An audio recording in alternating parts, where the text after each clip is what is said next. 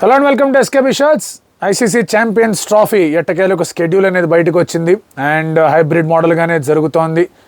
దానికి తగ్గట్టుగా బీసీసీ వాళ్ళు కొన్ని కండిషన్స్ పెట్టారు, పీసీబీ వాళ్ళు కొన్ని కండిషన్స్ పెట్టారు. అండ్ ఇండియాలో జరిగే వరల్డ్ టోర్నమెంట్స్ ఏవైతే ఉన్నాయో అక్కడ పాకిస్తాన్ టీం రాదు, పురుషులు కానీ మహిళలు కానీ అని చెప్పేసి వాళ్ళు మాట్లాడుకున్నారు. వాటన్నిటి గురించి కూడా డీటెయిల్గా మనం మాట్లాడుకుందాం. బట్ ప్రస్తుతానికైతే ఈ ఛాంపియన్స్ ట్రోఫీ గురించి ఒక quick update and let's get started.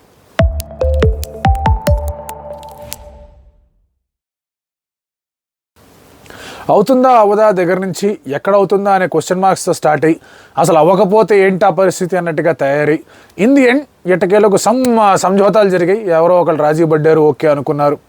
సరే మేము రాకపోతే మీరు రారంటారా, సరే అలాగే కానివ్వండి అన్నారు. రిటర్న్లో ఏమన్నారు, ఆ తర్వాత ఇస్తామన్నారు, అప్పటి సంగతి అప్పుడు చూసుకుందామన్నారు. ఏదో ఒకటి అన్ని పార్టీస్ కూడా మేము గెలిచామంటూ ఆలోచిస్తూ ఉన్నారు. But good part for ICC is the tournament is happening.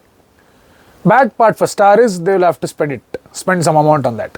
ఎందుకంటే జనరల్గా ఒక టోర్నమెంట్ కనుక క్యాన్సిల్ అయిపోయిందంటే బ్రాడ్కాస్టర్స్ ఫీల్ ఓకే ఫైన్ చలో పోతే పోయింది ఈ టోర్నమెంట్ అనుకుంటారు, especially win it's one day tournament ఈ మధ్యకాలంలో.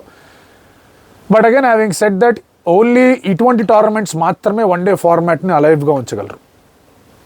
లేదంటే బైలాటరల్స్ సరే దానికి లీడప్గా ఏమైనా టోర్నమెంట్స్ ఉంటే ఇట్ ఈస్ ఫైన్. లేదంటే కనుక bilateral one days are not making any sense to anybody. అది వన్ డే వరల్డ్ కప్ ఇయర్లో మనం కొన్ని వన్ డేస్ చూసాం where there was interest. One day world cup చాలా ఇంట్రెస్టింగ్గా చూశారు. ఇప్పుడు సౌత్ ఆఫ్రికా పాకిస్తాన్లో కొంచెం ఇంట్రెస్ట్ జనరేట్ అవుతుంది బికాజ్ అగైన్ అది కూడా ఒక లీడప్ టు ఛాంపియన్స్ ట్రోఫీ ఉంది కాబట్టి.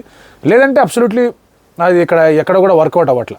అండ్ ఐసీసీకి అందుకే ఈ టోర్నమెంట్ని నిర్వహించడం వాజ్ వెరీ వెరీ ఇంపార్టెంట్. అందుకే క్విక్గా వాళ్ళు కూడా పాములు గదిపారు, ఓకే అనేసారు అందరికీ. సో దాంతో టోర్నమెంట్ అనేది ముందుకెళ్తోంది. 8 teams, top 8 teams qualify.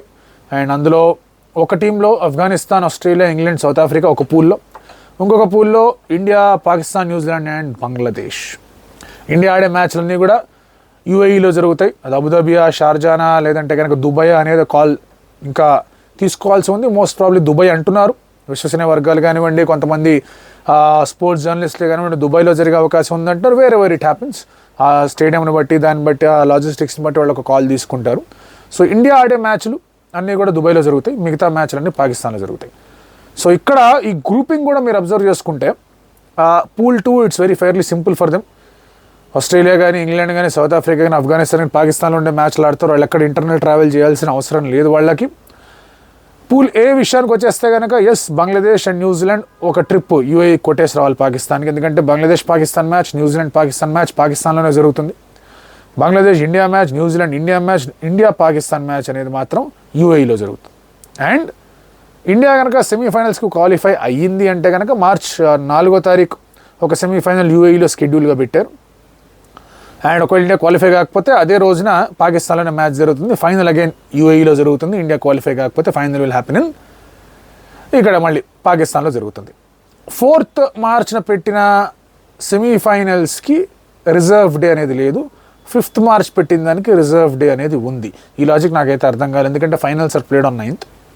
So మీకు యూఏఈ నుంచి పాకిస్తాన్ రావాలన్నా కూడా there is considerable amount of time left. మీరు 5వ తారీఖు 6వ తారీఖు ఫైనల్స్ పెట్టుకున్నా పర్వాలేదు, 4వ తారీఖు 6వ తారీఖు పెట్టుకున్నా పర్వాలేదు. ఎనీ యాంగిల్ చూసినా కూడా మీరు 2వ తారీఖున ఇండియా మ్యాచ్ పెట్టి 4వ తారీఖున సెమీఫైనల్ పెట్టినప్పుడు డెఫినెట్లీ మీరు 4వ తారీఖు పెట్టినప్పుడు 6వ తారీఖు పెట్టి ఇక్కడ ఒక రిజర్వ్ డే పెట్టుంటే బాగుండేది. బట్ ఏమో అక్కడేం వర్షాలు పడతాయిలే జనవరి ఫిబ్రవరిలో ఏమన్నా అనుకున్నారా, లేకపోతే అక్కడ ఏం ప్రాబ్లం రాదు అనుకున్నారో ఏమో, కానీ రిజర్వ్ డే అయితే ఒక సెమీఫైనల్కి పెట్టాల. So topper of the group ఏదైతే ఉందో వాళ్ళే ముందుకెళ్తారనేది it's a clear indication there. So India ఈ గ్రూప్లో ఇండియాకి ఆ వేదికలో కొన్ని ఇబ్బందులు ఉన్నాయి. T20 టోర్నమెంట్లో జరిగింది ఆఫ్ కోర్స్. అది India were beaten by Pakistan, India were heavily thrashed by న్యూజిలాండ్ 2021 T20 వరల్డ్ కప్లో. బట్ ఆ తర్వాత మళ్ళీ okay fine India again Asia cup ఆడినప్పుడు కూడా it was not a very happy thing. 2022లో T20 ఫార్మాట్లో ఇండియా ఏషియా కప్ ఆడినప్పుడు కూడా it was not a happy outing. But again coming to one day format India really play that well. 2023 year అంతా కూడా చాలా బాగా ఆడారు. 2023 వరల్డ్ కప్ అంతా కూడా చాలా బాగా ఆడారు. November 19th ఏమైందో నాకు తెలియదు, నన్ను అడగండి. సో ఈ యొక్క aspect of one day cricket ఏదైతే ఉందో where India actually plays they will enjoy playing it on UAE. కాకపోతే India's last one day international tournament ఏదైతే ఉందో it's a bilateral series in Sri Lanka. Dryer wickets వచ్చాయి, స్పిన్నర్లు వచ్చినప్పుడు ఇండియా తడబడింది. రోహిత్ శర్మ అవుట్ అయ్యాడు, మిగతా వాళ్ళందరూ క్యూ కట్టారు. He was the only standard batter ఆ ఒక సిరీస్లో. మిగతా వాళ్ళందరూ కూడా తడబడ్డారు.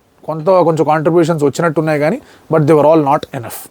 సో ఈ పరిస్థితుల్లో ఇండియా ఆ వన్డే గేమ్ని ఇంకొంచెం బెటర్గా ఆడే ప్రయత్నం చేయాలి.